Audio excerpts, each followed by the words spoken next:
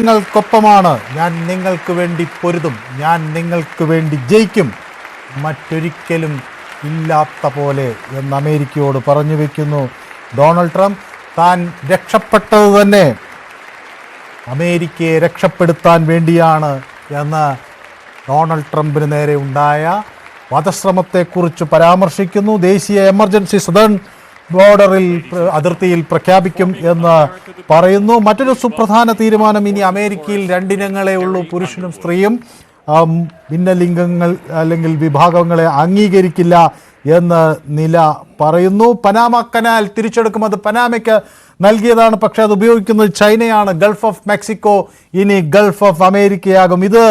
ഇത് മോചനത്തിൻ്റെ ദിനമാണ് എന്നാണ് ഡൊണാൾഡ് ട്രംപ് പറയുന്നത്. ഇത് സുവർണ കാലഘട്ടം ആരംഭിച്ചിരിക്കുന്നു എന്ന് പറയുന്നു.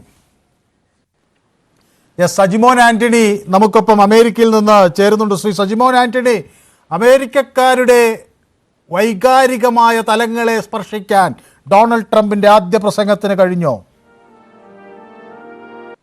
തീർച്ചയായും ഇപ്പോഴത്തെ ആ സ്പീച്ച് നമ്മൾ അതിനെ ഒന്ന് അനലൈസ് ചെയ്യുകയാണെങ്കിൽ അദ്ദേഹം തുടങ്ങിയത് ഗോൾഡൻ ഏജ് ഓഫ് അമേരിക്ക തുടങ്ങിയിരിക്കുന്നു എന്നുള്ള ആ ഒരു സെന്റൻസിലാണ് അദ്ദേഹം തുടങ്ങിയിരിക്കുന്നത്. അതിനുശേഷം വളരെ അമേരിക്കൻ ജനതയെ മൊത്തത്തിലൂടെ കൈയെടുക്കുന്ന രീതിയിലുള്ള ഒരു പോസ്റ്ററിലാണ് ഒരു പീസ് മേക്കർ ആയിട്ട് തുടങ്ങി അദ്ദേഹത്തിന്റെ ക്യാമ്പയിൻ മോഡിൽ പറഞ്ഞ ഇമ്പോർട്ടന്റ് ആയിട്ടുള്ള ചില പോയിന്റുകൾ, അത് താങ്കൾ പറഞ്ഞു പോണക്ക് പനാമ കടലിനെ തിരിച്ചെടുക്കുന്നത് ഉൾപ്പെടെ gulf of Mexico gulf of America എന്ന് നാമകരണം ചെയ്യുന്നത് ഉൾപ്പെടെയുള്ള കാര്യങ്ങൾ ഉൾപ്പെടെ ഏകദേശം 15ഓളം സുപ്രധാന തീരുമാനങ്ങളാണ് അദ്ദേഹം ഇപ്പോൾ ഡിക്ലെയർ ചെയ്തിരിക്കുന്നത്. അതിന് സർപ്രൈസ് ആയിട്ടൊന്നുമില്ല, ക്യാമ്പയിനകത്ത് പറഞ്ഞ പോണക്ക് തന്നെ റീഇൻസ്റ്റേറ്റ് ചെയ്യുകയായിരുന്നു ഇദ്ദേഹത്തിന്റെ സ്പീച്ചിൽ. അതിനുശേഷം ലാസ്റ്റിലേക്ക് വരുമ്പം ആ സ്പീച്ച് സമപ്പ് ചെയ്യുന്നതും ഒരു യൂണിഫൈഡ് വേർഷനിലാണ്. അദ്ദേഹം ഒരു പീസ് മേക്കറാണ്, ഒരു പീസ് ഡീൽ മേക്കറാണ്. അദ്ദേഹം യുദ്ധം ആഗ്രഹിക്കുന്നില്ല, അങ്ങനെ ഒരു സിറ്റുവേഷനിലേക്ക് അമേരിക്കയെ കൊണ്ടുപോകത്തില്ല എന്ന് വളരെ കൃത്യമായി പറയുന്നു. നമ്മളൊരു ശക്തമായ സൈന്യമുണ്ടാക്കും, പക്ഷേ ജയിക്കുന്ന പോരാട്ടങ്ങളെക്കാൾ അവസാനിപ്പിക്കുന്ന യുദ്ധങ്ങളുടെ പേരിലായിരിക്കും ഓർമ്മിക്കപ്പെടുക എന്ന് പറയുന്നു. പങ്കെടുക്കാത്ത യുദ്ധങ്ങളെക്കുറിച്ച് ആയിരിക്കും നമ്മൾ അറിയപ്പെടുക എന്ന് അദ്ദേഹം പറയുന്നു. അപ്പോൾ സമാധാനം, ലോക സമാധാനം ഒരു വലിയ മുഖമുദ്രയായി വെച്ചിരിക്കുന്നു എന്ന് മനസ്സിലാക്കാം അല്ലേ? അദ്ദേഹത്തിന്റെ ഡ്രസ് കോഡ് തന്നെ നോക്കുകയാണെങ്കിൽ നമുക്കൊരു പെട്ടെന്ന് ഒരു കാര്യം മനസ്സിൽ വരുന്നത്, സാധാരണ അദ്ദേഹം റെഡ് ടൈ ആണ് എപ്പോഴും എല്ലാ ക്യാമ്പയിൻ ഈവനിലും ധരിക്കാറുള്ളത്. എന്നാൽ ഇന്നത് പർപ്പിൾ ആയിരുന്നു. പർപ്പിൾ എന്ന് പറഞ്ഞാൽ എനിക്ക് മനസ്സിലാക്കാൻ കഴിഞ്ഞത് റെഡും ബ്ലൂവും കൂടെ മിക്സ് ചെയ്യുമ്പോൾ കിട്ടുന്ന കളറാണ് പർപ്പിൾ എന്ന് പറയുന്നത്.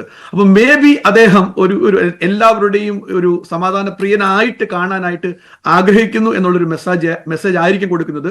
അതല്ല എങ്കിൽ ഒരു വളരെ കണ്ടൻസ്ഡ് ആയിട്ടുള്ള ഒരു ഇലക്ഷൻ ക്യാമ്പയിൻ കഴിഞ്ഞതിന് ശേഷമാണ് അദ്ദേഹം ഇപ്പൊ ജയിച്ച് 47ാമത്തെ പ്രസിഡന്റ് ആയിട്ട് ഇന്ന് സത്യപ്രതിജ്ഞ ചെയ്തത് ഏതാനും നിമിഷങ്ങൾക്ക് മുമ്പ്. അപ്പം ആ ഒരു ഡിവിഷൻ ഇല്ലാതാക്കുക, അല്ലെ ഇരുഭാഗത്തെയും റെഡിനെയും ബ്ലൂവിനെയും ഒന്നിച്ച് കൊണ്ടുപോകും, അമേരിക്കയിലെ എല്ലാവർക്കും തുല്യ പ്രാധാന്യമാണ് എന്നുള്ളൊരു മെസ്സേജും കൂടെ മേ ബി ബോഡി പോസ്റ്ററിൽ അല്ലെങ്കിൽ ഡ്രസ്സിംഗ് സെൻസിൽ അദ്ദേഹം പറയാൻ ആഗ്രഹിക്കുന്നുണ്ടോ എന്ന് പോലും എനിക്ക് തോന്നിപ്പോകുന്നു. ഏതായാലും അദ്ദേഹത്തിന്റെ സ്പീച്ച് 2016 നമ്മൾ കണ്ടിരുന്നു.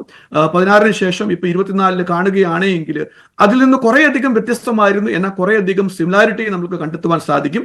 കാരണം അദ്ദേഹം എപ്പോഴും ബോസ്റ്റ് ചെയ്യാറുണ്ട് മാഗ എന്നുള്ളത് അമേരിക്ക ഗ്രേറ്റ് അഗെയിൻ എന്നുള്ളൊരു ക്യാമ്പയിനാണ് അദ്ദേഹം തുടങ്ങിയത്. ആ ഒരു ക്യാമ്പയിൻ അധിഷ്ഠിതമായ സ്ട്രാറ്റജികളും മറ്റു കാര്യങ്ങളും അദ്ദേഹം മുന്നിലേക്ക് കൊണ്ടുപോകുന്നു.